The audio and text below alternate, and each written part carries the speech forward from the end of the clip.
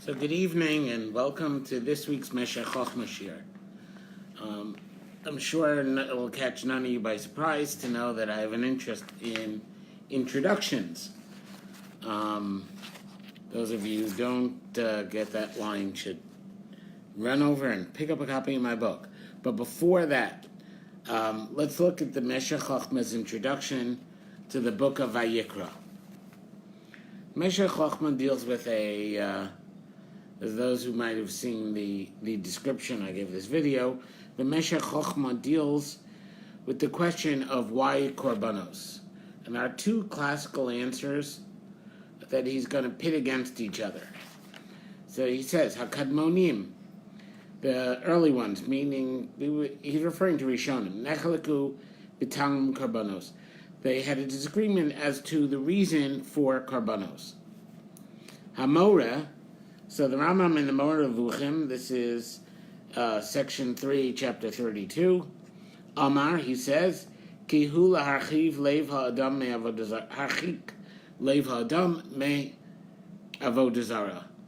That the role of Qorbanos is to distance the heart from idolatry. We can actually look at this Rambam. It's a couple of places in the Morah. The edition the edition of Meshekh Chokhmah that I have quotes Perek Lamed Beis. See, this is what the Morah says. I'm going to read it in English because I don't read Arabic, so I might as well go with the language I know. He made it obligatory that certain gifts, called the gifts of the Levites and the priests, should be assigned to them for their maintenance, while they're engaged in the service of the temple and its sacrifices. By this divine plan, it was effected that the traits of idolatry were blotted out, and the truly great principle of our faith, the existence and unity of God, was firmly established. This result was thus obtained without deterring or confusing minds of the people by the abolition of the service to which they were accustomed and which alone was familiar to them. So the Rambam's answer for why Qorbanos is, as the Meshekh Chokhmah summarized, the harchik leiv ha'adam me avodah zara, to distance people from idolatry. And we see that this is by giving them the kind of worship that they expected from idolatry in a form that would apply to HaKadosh Baruch Hu, and wouldn't throw them by taking away something that people expected to be doing. For Ramban, so that's Rambam, Maimonides. For Ramban Nachmanides, on Vayiqra, Perek Aleph, Pasuk Tes, Visiato, and the other Castilian Rishonim, they say, Ki hu lekarev kol haKochos halomos, v'hu l'inyan elektri ruchani. Obviously, that's the Meshekh Chokhmah's paraphrase, because the Ramban would not have used the word electrical as a spiritual electricity is not a metaphor the Ramban would have used. So what the way Meshekh Chokhmah describes Ramban's position, it's not to distance you from avodah zara, but to bring all of the forces of all the worlds in some kind of spiritual electronics, asher bipulos haKohein, through the actions of the Kohen Yasu gvohos ba'olamos shonim ki yidua. Great things happen in the various worlds, as is known. So the Ramban here says, Ve'ein dato, now I'm quoting the Ramban, not the Meshekh Chokhmah. So the Ramban says, Ein dato ata, it's not his intent now, lishlo mimenu emunos ra'os. It's not God's intent to take away from us bad beliefs. V'lo nistava bekach, and we're not commanded for this. Aval aseh lecha lekarva el ha'elokim. Do it in order to bring yourself close to God. Kadei sheyachol olav hadibor v'lashon haKorbanos sheyichol olav hadibor, that the speech will be applauded. V'lashon haKorbanos is korban ilachmi liishai reich nichochi. Right? What is the language of the pasuk is, bring before me my bread. Liishai is my fire offering. Reich nichochi, my pleasant odor. So it can't possibly be. It's Chalila, that there's no point, v'ratzon, or desire, rak shalelas avodah zarah midas shotim, just to chase away idolatry from the stupid. It makes more sense to listen to the reason that's actually said by them. The actions of a person, nigmarim, are completed b'machshava, with thought, b'dibur, with speech, with maaseh, and with action. So therefore, tziva Hashem commanded, ki Kasher yachta, when somebody sins, and this is only one example, karban, yavi karban, brings a karban, yismoch yadavalav, he puts his hands on it, keneged amaset. The karban and putting your hands on the karban corresponds to action. V'yizvad b'fiv, he says vidoy with his mouth, keneged adibur, with speech, v'yisrof ba'esh, and he burns in fire, akerav akloy shem kli machshava. He burns in the fire the kidneys, the core, including the heart, which are the utensils of thought, or at least the things that we associate with thought, v'ataiva, and desire. So, according to the Ramban, what is the reason for Qorbanos? Because human action involves speech, involves thought, speech, and activity, physical activity. And therefore, worship has to include thought, speech, and physical activity, although he brings the example of a karachatas. He's using this explanation for all Qorbanos, so I'm going to generalize. And therefore, you need a physical component to avodas Hashem. So we have Qorbanos to provide that physical aspect. So, before we get to the Meshekh Chokhmah's resolution of the Ramban's problems with the Rambam. The Ramban's problem is that Qorbanos is phrased in positive terms. Another problem that Rambam mentions, and it's often stated, is that the Rambam's explanation to wean one away from idolatry wouldn't apply anymore, because we don't have people worshiping minor deities and bringing sacrifices to minor deities. Animal sacrifices are not part of any of the cultures we live among, and therefore there were people who still to this day, who use this argument, who use this text in the Moreh and the parallel ones, to say that the Rambam didn't really believe that Qorbanos would be reinstated in the third Beis haMiqdash. Because why would you need to wean people away from idolatry at this point in human development? So this is a problem, because his explanation doesn't really give you an explanation for why we would continue bringing Qorbanos. Despite this analysis that is done in academic circles, as I said, down to this day, we know that the Rambam holds that Qorbanos will indeed be permanent, a permanent mitzvah, reinstated in the third Beis haMiqdash, because he tells you at the beginning of his code, at the beginning of the Yad, that he only includes in the Yad mitzvahs that are eternal. So if he only includes in the Yad mitzvahs that are eternal, and he has many, many chapters on various Qorbanos and the building of the Beis haMiqdash, we can be sure that he holds that there will be Qorbanos in the third Beis haMiqdash. So, Narboni asks these questions, and he says, so what does the Rambam answer?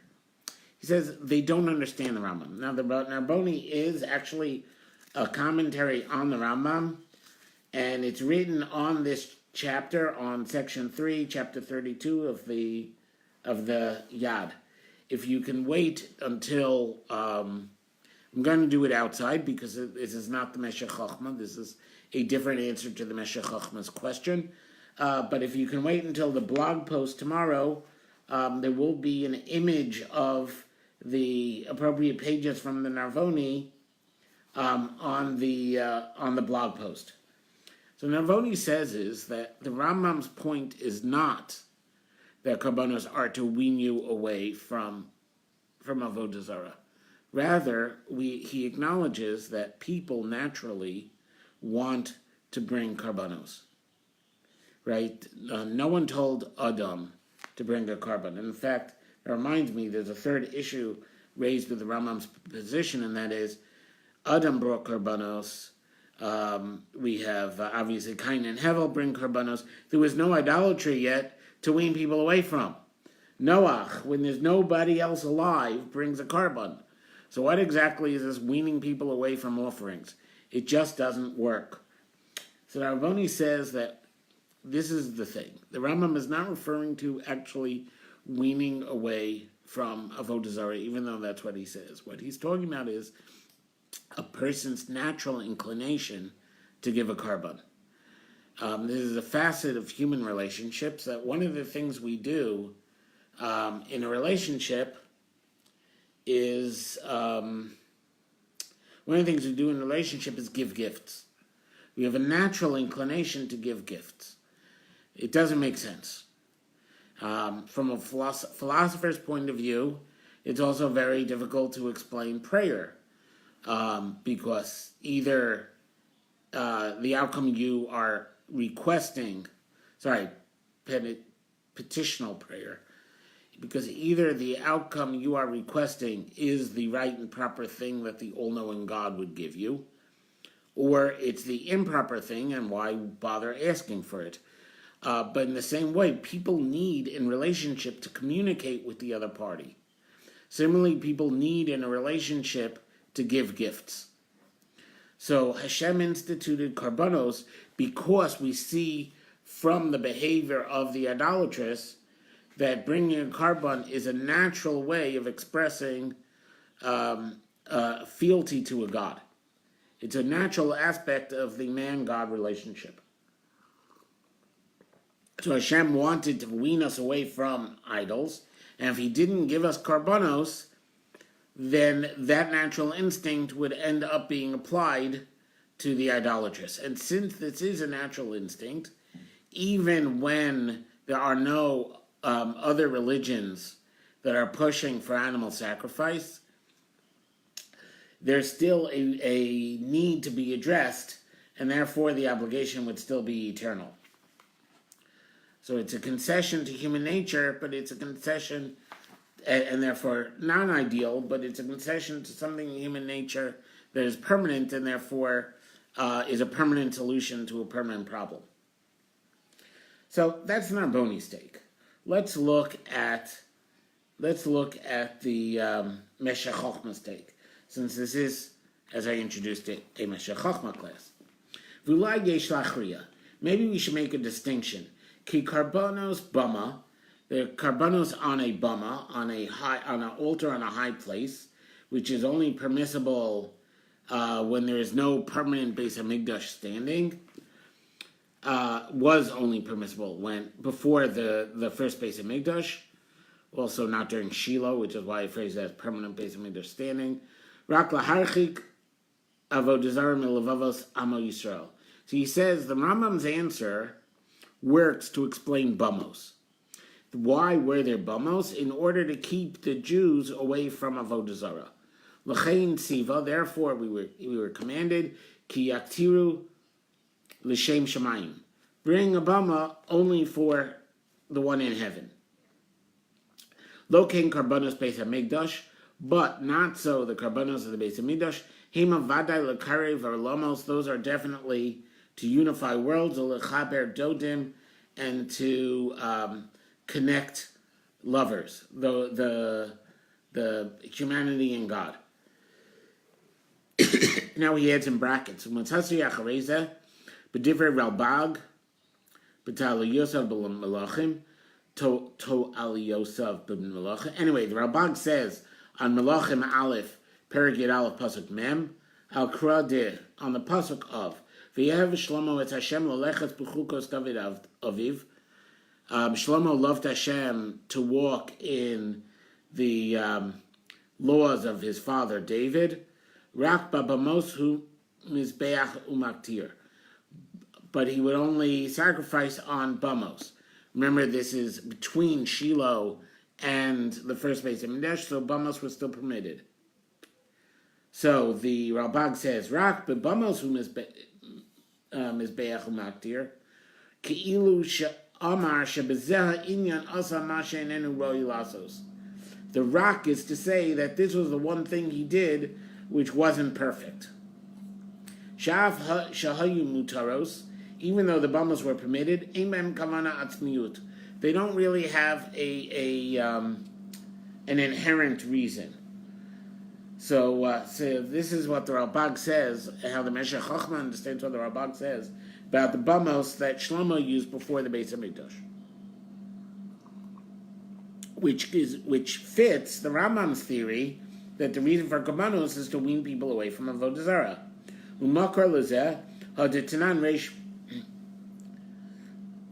paraschatos ein reich nichoch bebama katana. The Mishnah says that there is no reich nichoach by a small bama, meaning a mizbeach outside the Beis haMiqdash. Hare de kadshima bama de kadshe bama eino reich nichoach. This is because the sacred rituals of a bama are not for reich nichoach. And from this is understood Hadamar Rav Nassan is what Rav Nassan said. A noder, somebody gives a pledge, kilu bana bama. It's as though he built a bama. And then he adds v'amekaimo. This is not in the Meshekh. I'm just completing Rav Nassan's quote. And somebody who actually fulfills his pledge, kilu maktirala. It's as though he brought a carbon on it. And this is in Nedarim, on Chaf Beis on Beis, or on Samach Beis. Appears twice. Hainu, this is Shabama hu ligdor atzmo me'avodah zarah. A bama is to fence yourself off from idolatry. Aval bizman shebeis haMiqdash kayam hu also rasha b'masha goder atzmo me'avodah zarah b'had debona bama. He did something wrong in fencing himself off from avodah zarah by building a bama. Hello Hashem beheichal kodsho. He doesn't need to deal with being on the other side of the fence of the avodah zarah. He should be going to Hashem's heichal. V'yachol lahakriv b'mikdash, and he could bring a carbon in the Beis haMiqdash. Kena no derhu rotze ligdor atzmo b'neder. Similarly, somebody who makes an oath, who makes a pledge, wants to make a fence for himself with his pledge. Avol mosiv pesha, but he adds sin. Shekvar gadar Torah bazarosav hamiros einayim, because the Torah already gave him fences with laws that then lighten the eyes.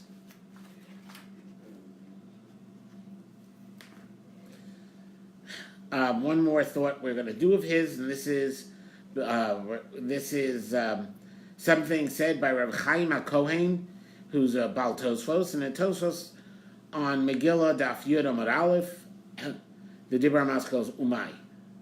Lekach nira haRav Rabbeinu Chaim. Tosfos says, therefore it appears to our Rabbi Chaim, to Kulei Alma Modu, that everybody agrees, to Misha Bolu Yushalayim Nesru Bamos. When Yushalayim was built, the bamos were prohibited. V'shuv lo hayolahen heter, and were not permitted again, even though after Shiloh, bamos were permitted again until the Beis haMiqdash. After the first Beis haMiqdash, they weren't. And the question that Rav Chaim is going to address is why. Baha pligi deman da'amar lo kidsha, in that debate that says that the holiness of the first Beis haMiqdash was not eternal, Savar, he holds the Afma Kama B'Shalom Mizbeach and Yichol Ma'akriv Achshav. He would say that he would still say that in the place of Mizbeach you can't bring a carbon today. Mandamar Kidsha Savar de B'Makom Mizbeach Mutal Akriv Avalo B'Bama. And the one who said that it's still holy would say that there on the Mizbeach you could bring it but not a Bama. Lamanda Amar, so now the Meshekh Chokhmah. Lamanda Amar Lo Kidsha Lasid Lavo Mikamakom Bama Asur Lahakriv. Yuyan Sham. Mishum, why? The Anshe Knesses Hagadola, but Linhu Liyitzra Davodah Zarah. There's a Gemara in Yuma that says that the men of the Great Assembly trapped the desire for idolatry in a lead pot. Whatever this Agadita means, they somehow or another neutralized most of the voice they muffled the voice of the desire for avodah zarah. So all through Tanakh, you hear all this about the Jews straying and going to avodah zarah. It's very hard for us to understand because we don't have this kind of call to go worship a figurine or a statue or something like this, or worship at a statue, worship the God represented by a statue. This whole way of worshiping is very alien to us. And the Gemara says this is because the Anshe Knesset Gedolah, the last of the prophets, the first Sanhedrin of the second Beis Midrash, they got together and they trapped the Yetzirah for avodah zarah. So he says, and this is why bamos are no longer permitted, even though the Beis Midrash is destroyed. Because according to him, the Rambam's rationale of Qorbanos as a way to avoid avodah zarah applies only to bamos. And therefore, once there is a little threat of avodah zarah, there was no reason to permit bamos again. Whereas the avodah in the Beis HaMiqdash, that unites all worlds in various metaphysical ways that a Nefesh HaChaim shir would cover. And therefore there's no right, and therefore the avodah of the Beis HaMiqdash is eternal, or could be eternal if we would merit it, if we would be capable of unifying worlds. I just want to point out one thing, one more thing, and that is the Ramban doesn't actually talk about lechaber dodim. See, the Ramban talks about that these actions involve allow us to worship God with thought, speech, tefillah or vidoy, and action. And this has, a Kabbalistic meaning and allows us to complete the worlds. But he doesn't, right, but the Meshekh Chokhmah's paraphrase is L'karev ha'olamos, to bring close the world, U'lechaber dodim, and to connect with loved ones. I find this paraphrase to be very distinctly Litvish, because we find in the Nefesh HaChaim, which is why I was thinking of it a second ago, we find the Nefesh HaChaim in the first Sha'ar around Perek Vav, but it comes up for most of the first Sha'ar, that the only, what does it mean that a person is B'Tselem Elokim? So we saw the Meshekh Chokhmah says Tselem Elokim means free will. According to the Nefesh HaChaim, Tselem Elokim refers to the fact that Elokim is the God of all forces. This is why it's in the plural. And man is the only creation that combines all forces from all the worlds. An angel exists on its plane, an animal exists on its plane, but a person is the entire stack, from God down to earth, from 10 tefachim below the Kisei HaKavod, as the Gemara puts it, down to earth. Yaakov's ladder up to heaven is the state of a soul. Our consciousness could go up and down that ladder depending upon how developed we are, but this is the idea that only humans contain all the kochos of all the worlds, and therefore any work to perfect the worlds and so on has to involve a change to a person, because that is where the forces meet. We talk about thought, speech, and action, but it's the way they change the person is how they change the kochos that change the higher worlds. So with this idea from the Nefesh HaChaim, we understand the idiom that the Meshekh Chokhmah speaks in when he talks about fixing worlds or bringing worlds up is connecting a person to God, because it's only through the effects of the actions on people that we have metaphysical effects outside of people. So that was an interesting nekuda. But in any case, what did we see? We saw the Ramban says that the purpose of Qorbanos are to create perfection in the world by involving thought, speech, and action. The Rambam says that it is to wean people away from avodah zarah.